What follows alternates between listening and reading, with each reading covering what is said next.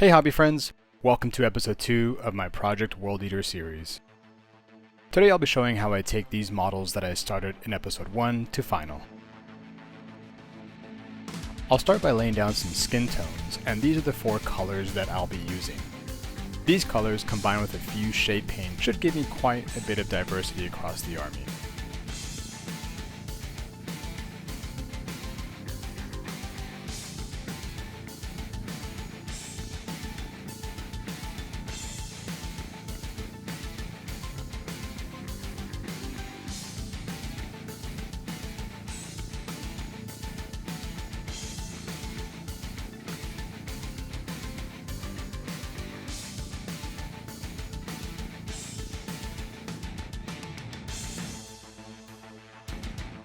Next, I use khaki as a base coat for all of the wraps around the calves, thighs, and around the weapon handles.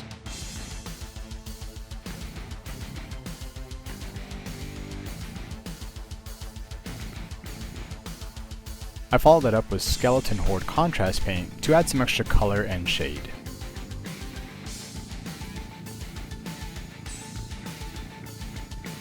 Dark silver was used as the base tone for all of the silver metal. This includes blades, chain weapons, grenades, and those thick chain links.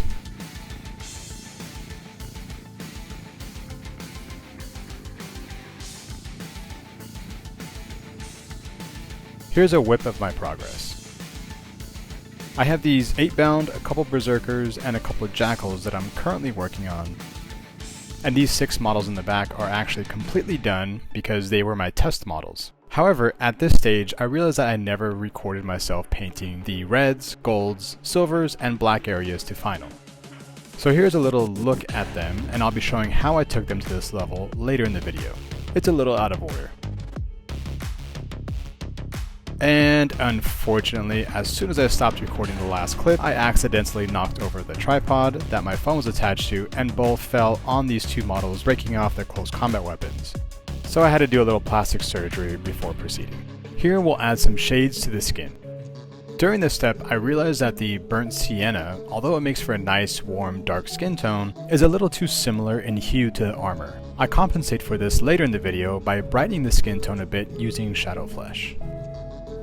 I didn't really have a specific method for each skin tone. I just added whatever wash or shade that I thought might look good.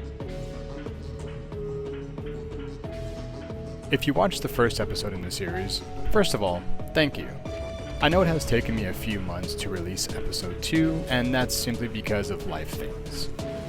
A couple months ago, my wife and I welcomed our first baby into the world, and so, of course, family time is top priority. It's crazy to think that even though I've been off work for the past few months, taking care of a baby is literally a full-time job. I can't imagine what my free time is going to look like once I do go back to work in January.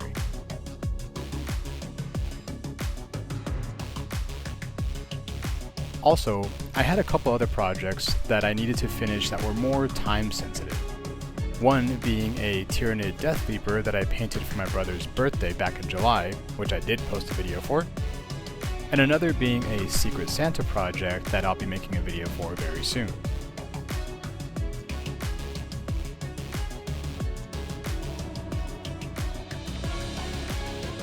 I use the exact same paints to highlight the skin, but in some cases, like the burnt sienna skin tone, I went up to the Shadow Flesh color to help pop it from the armor a little bit.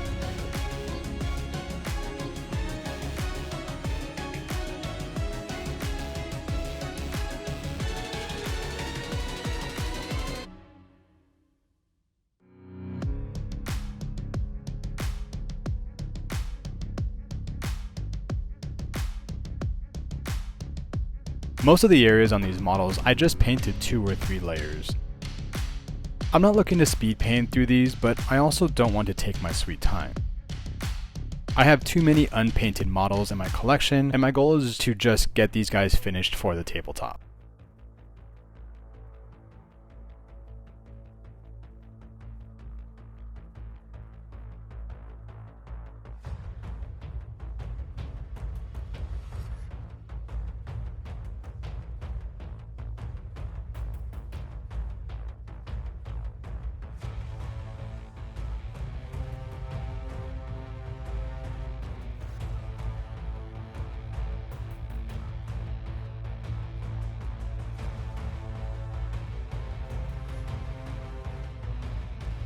Once the skin is complete, I move on to the leather details. This includes belts, gun holsters, pouches, the straps across the chest and head of the jackals, and other pieces of fabric that I didn't include in the khaki step.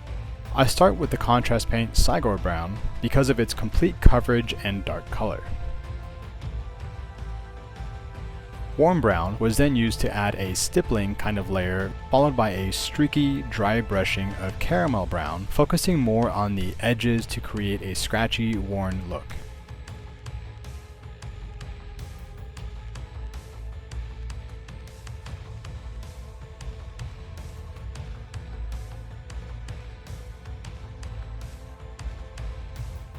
Now let's paint some skulls. For this, I use khaki as the base tone as well. I don't know if you know this, but Corn loves skulls. And by that, I mean there are at least 2 to 5 skulls on each of my models. Skulls on spikes, skulls on chains, skulls on bases, so many skulls. Oh, and I also hit the teeth during this step. Then I followed up that step with a healthy amount of skeleton horde. This paint is a staple for me even though I primarily use Pro Acryl paints. I have a handful of contrast paints that are absolute staples in everything that I paint.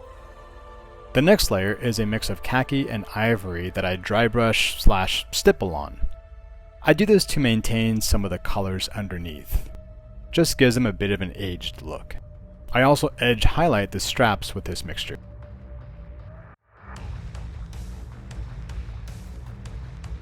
Let's do some glowy bits. Now, I'm not doing any OSL effects on these guys, but I do want the plasma areas to feel, well, plasma-y.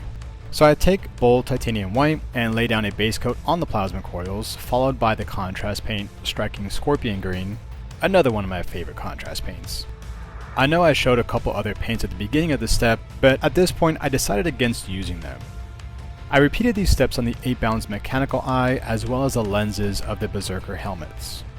I'm completely satisfied with the look that the contrast paint gives. Next, I'll go back in with coal black just to fix some of the areas that may have been hit by some of the other colors previously. I kept it simple for the clothes. Every article of clothing that has not previously been painted receives a coat of either dark warm gray or neutral gray. And once all the grays were down, I gave all of those areas a healthy wash of Nuln Oil.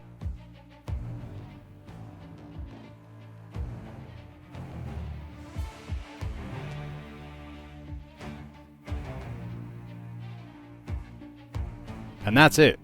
No highlights for these areas, just kept it super simple.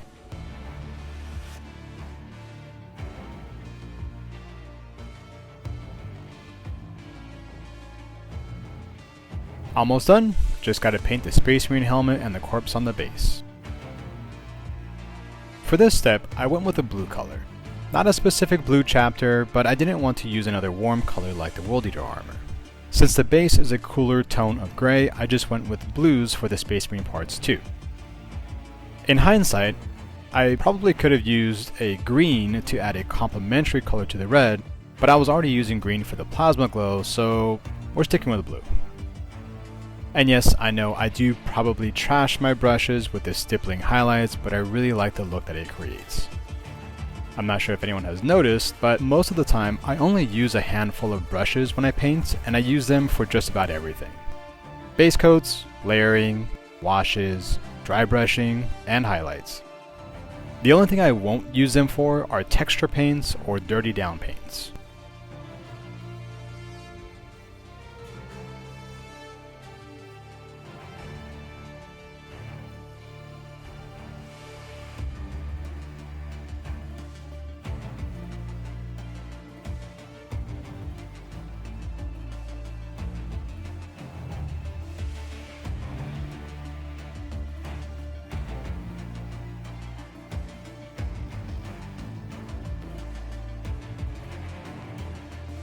For the skin tone and hair of the dead Space Marine, I just use similar steps as earlier in the video, except without adding the extra layer after the wash.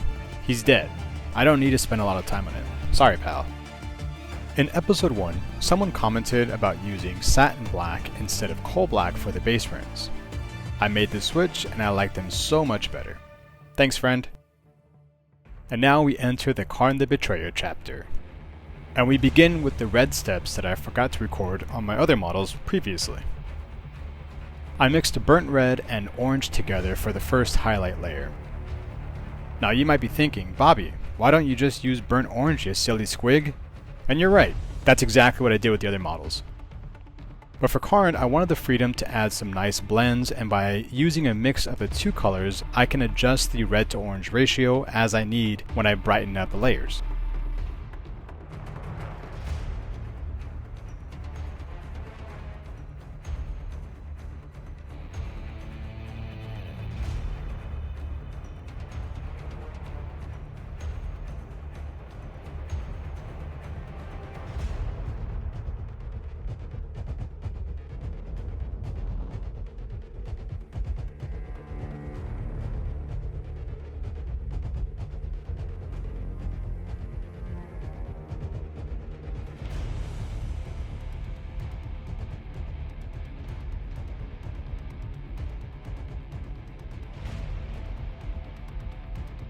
Yeah, I did glue his foot on weird.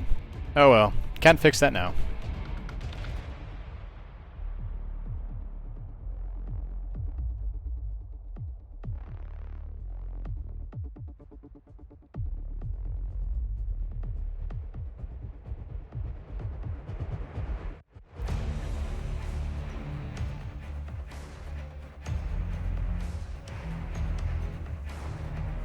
For the gold highlights, I first used a mix of bright gold and silver, about a 2 or 3 to 1 ratio.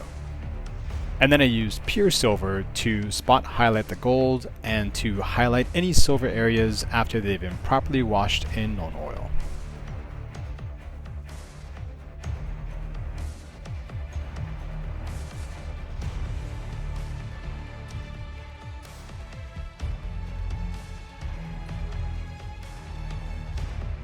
The skulls and straps are given the exact same treatment as the other models. I didn't really see the need to add more to these areas.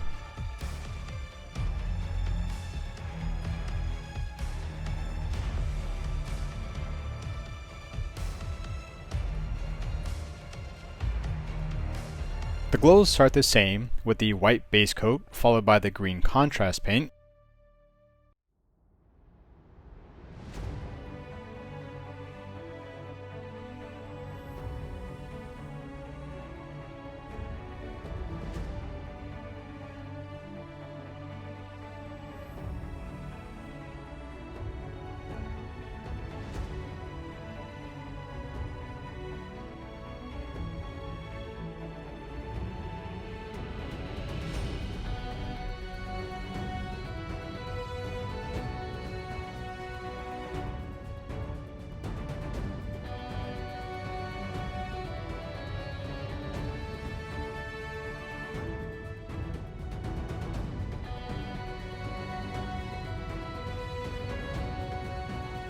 The skin was also painted similar to the other models, but I added a few extra layers to really add some interest to the skin.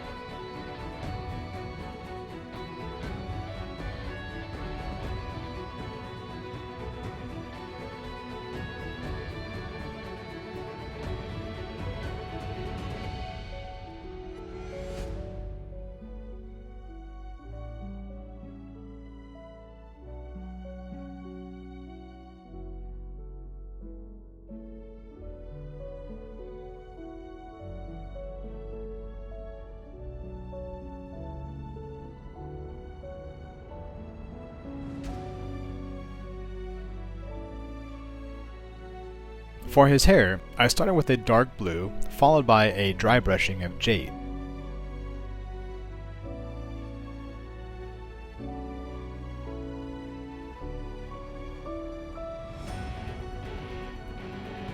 I then mixed jade with a touch of bold titanium white just to brighten the color a bit for an edge highlight and a little stippling because, of course, I love those stipple texture highlights.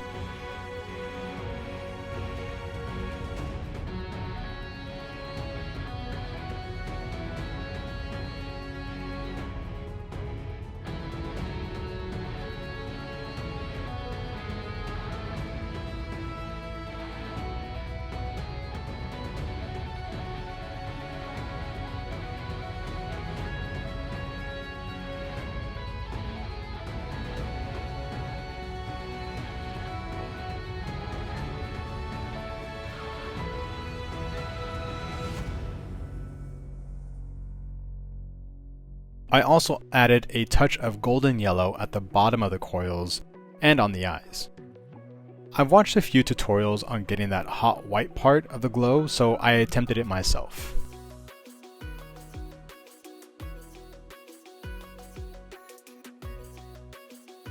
It doesn't look as successful as my references, but I'm okay with that. Part of enjoying the process of painting for me is allowing myself to experiment without judgment. I learn by trying, and for me, that's all that matters. I then topped off the very tops of the coils with a dark warm gray to give the impression that the glow is coming from within. And that's it. He's done, and I think he looks super cool and ready for the tabletop.